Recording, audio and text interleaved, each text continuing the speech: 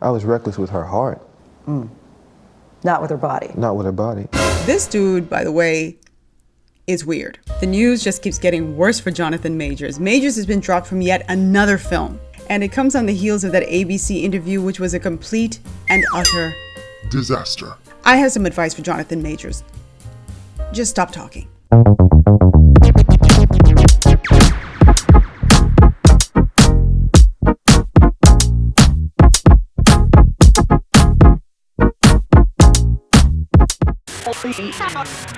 Hello everybody, my name is Rogan and this is This Bahamian Gyal. On my platform I do social commentary and reaction videos. I encourage my audience to have private conversations in public. And let me clarify that, because someone asked about that in the comments section.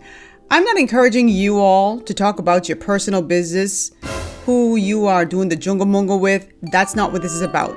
The private conversations that you have related to social issues or what's going on in Hollywood or just politically, that's the conversations that you would not share publicly because you don't want to be canceled or doxxed or any of that stuff. I'm encouraging you guys to understand that this is a safe space and we can have conversations about those things, not your private business, okay? So I'm not expecting that. So let me just be clear. Private conversations in public related to social issues. Got it? Good. And before I get into the video, let me also say a big hearty welcome to a lot of my subscribers and followers who are in Australia. I see so many of you are from Sydney and Adelaide and Melbourne and Brisbane. Thank you. I didn't know I was popping down under. So thank you so much for watching. And of course, my UK viewers as well. So let's get into the video. So Jonathan Majors has now been dropped from a film with the working title 48 Hours in Vegas. He was supposed to play Dennis Rodman in an upcoming film, which just blows my mind because he looks nothing like Dennis Rodman. He doesn't even have the same height as Dennis Rodman. But anyway, they cast him to play Dennis Rodman and he has been dropped from that film. Lionsgate has pulled out of that film as well. I don't know why for Lionsgate, but for Jonathan Majors, no doubt it comes on the heels of his conviction in December last year. Majors was convicted of 2 misdemeanor counts of harassment and assault during a domestic dispute with his ex-girlfriend, Grace Jabari. Here she is on the screen, and he'll be sentenced on February 6th. He is facing up to a year in jail. Now, no one is expecting him to get a year in jail, actually. They think that he might just have to pay a fine, maybe do some community service, but that is what he is facing, and he'll learn his fate next month in February. First things first, I want to talk about this interview that Jonathan Majors did with Lindsay Davis of ABC News. First of all, I don't even understand why Jonathan would go and sit down with ABC News. I don't know if this is just me, but ABC News is owned by Disney, which owns Marvel, which dropped him the very day his conviction was handed down. The very day. I mean, like, here's the verdict. You're gone. We're no longer using you in our franchise.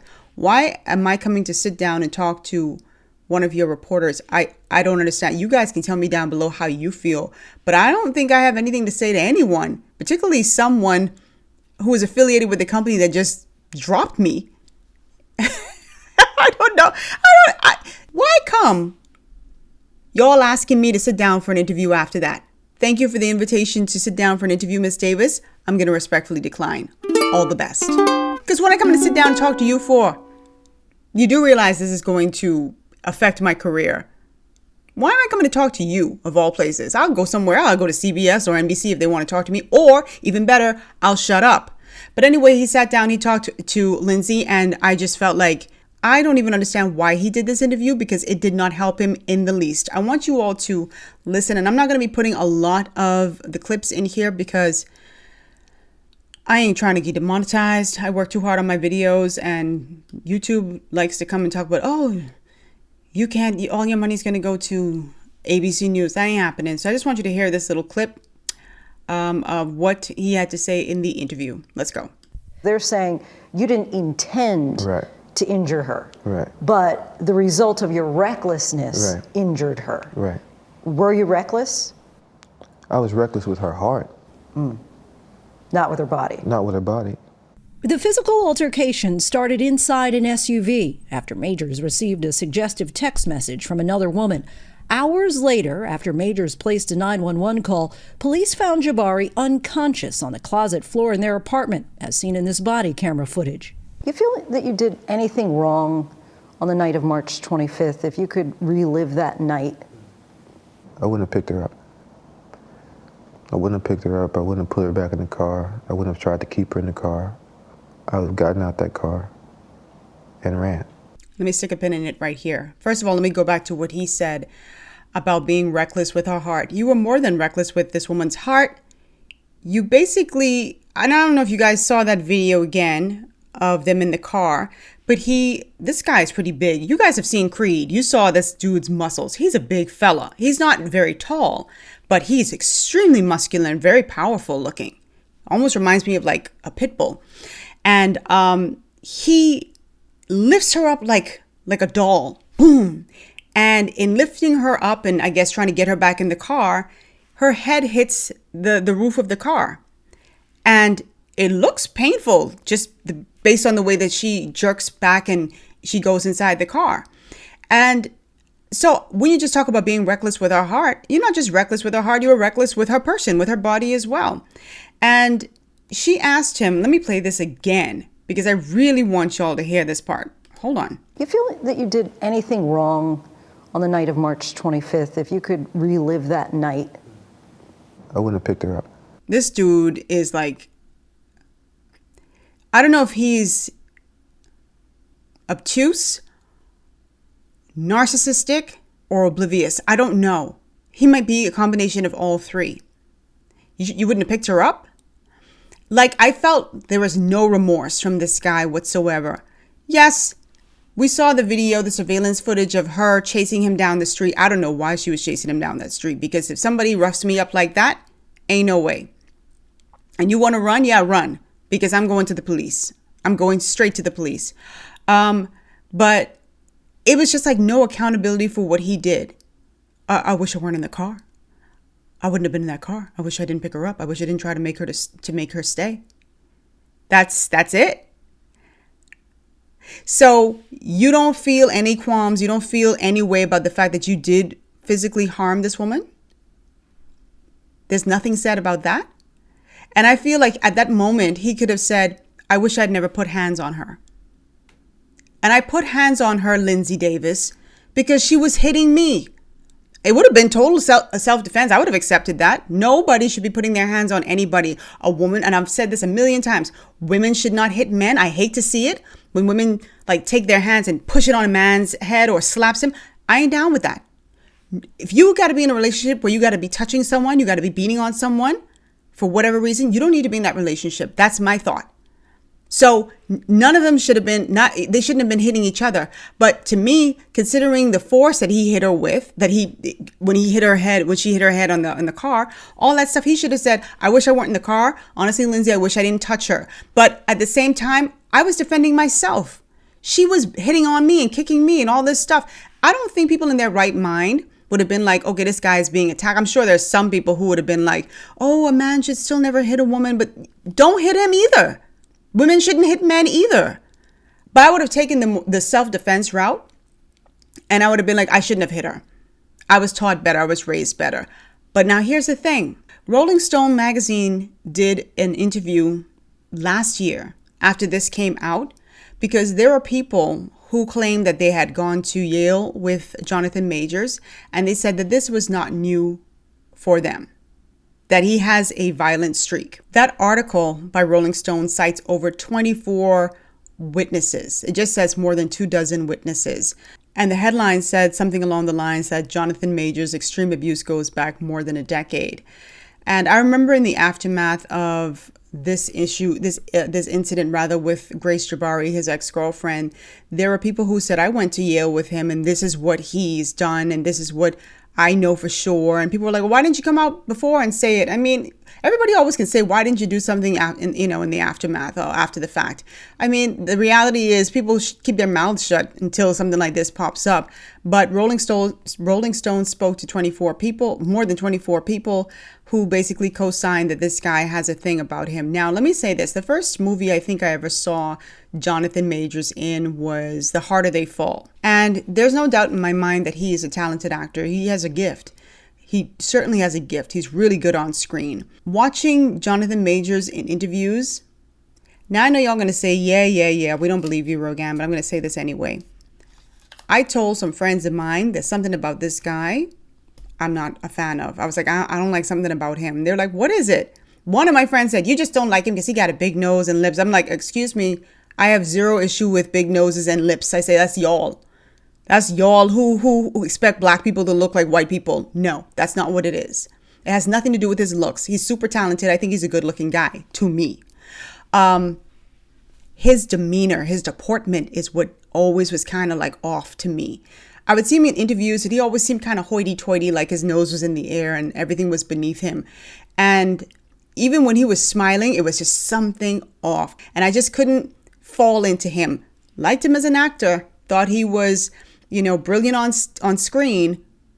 I could see why his career was shooting up in the air, but there was something about him that I didn't like. And I remember watching an interview with on Sherry Shepherd's show, and they were talking about him being a sex symbol and all that stuff, and it wasn't a bad interview, but I remember reading that he had thrown some tantrum or something on the set of Creed and he walked off, and Michael B. Jordan had to kind of follow him outside, and I think they were sitting in a car or something, and he was just like kind of like calming him down to come back.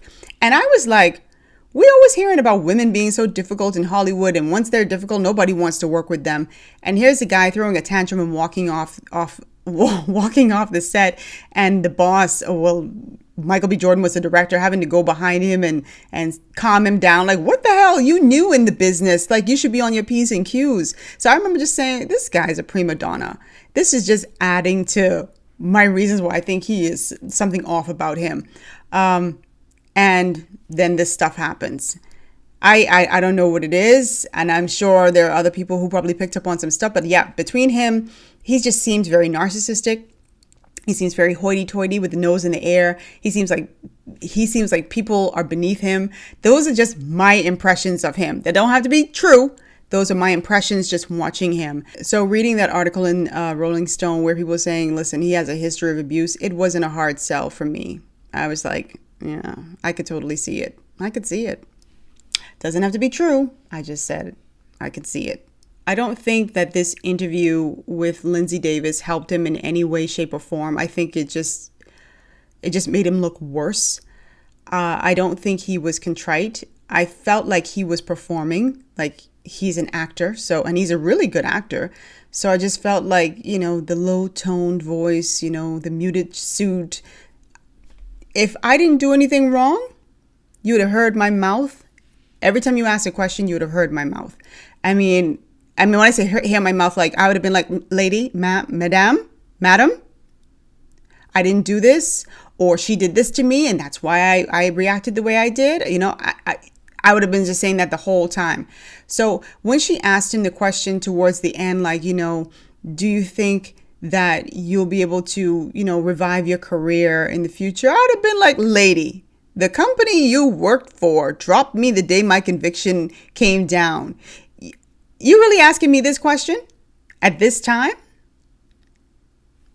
Right now, my focus is on spending time with my kid, who I haven't seen, and I think he didn't put a timeline, like had it been months or whatever, but he said he hadn't seen his daughter in a while. Like, that would be my focus right now. Not worrying about Hollywood, which was quick to drop me like a hot potato, So I don't think that this interview helped him at all. I want to talk a little bit about Meagan Good, who is Jonathan Majors' girlfriend, and she has been standing by his side. I'm just watching this whole thing play out, and it just seems to me like Meagan Good is being played. I don't know their relationship, but it just the timing of it all was just kind of weird to me. Like, I don't even think that if I'm going through the worst time, like I would be depending on family and friends for support, for moral support, but I don't know that I'd be rushing into a relationship with anybody unless you're already in the relationship with her. I wouldn't be rushing into a relationship with anyone right now, but I guess it looks good to have this strong black woman, this Coretta on his side or at his side when he's going through this trial. I don't know. Do you guys watch Law and Order SVU? Like I do. I'm a marathon watcher. I love that show so much. But I remember when Meagan Good starred as an abused wife on that show. And she went to court to support her husband because they wanted to press charges against him because he'd beaten her so violently in the show. And she was standing by his side, even though Olivia and everybody else was like, you know, you need to let this guy go. And she's like, no, just stay out of my business.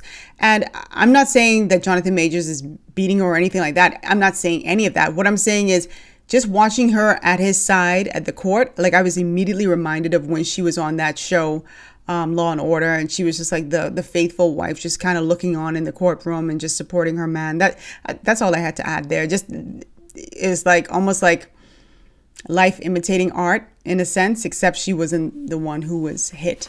But that's what it reminded me of. But I think she's being played. I don't even think that this is going to last. If it does, kudos, but I don't think it's going to last. I feel like he's a complete narcissist and he seems incredibly manipulative, and he will do whatever it takes for, you know, to make himself look good. That's just the image that this guy projects. But we'll see. Hopefully, you know, wish him the best. I hope it is real and he has found his Coretta.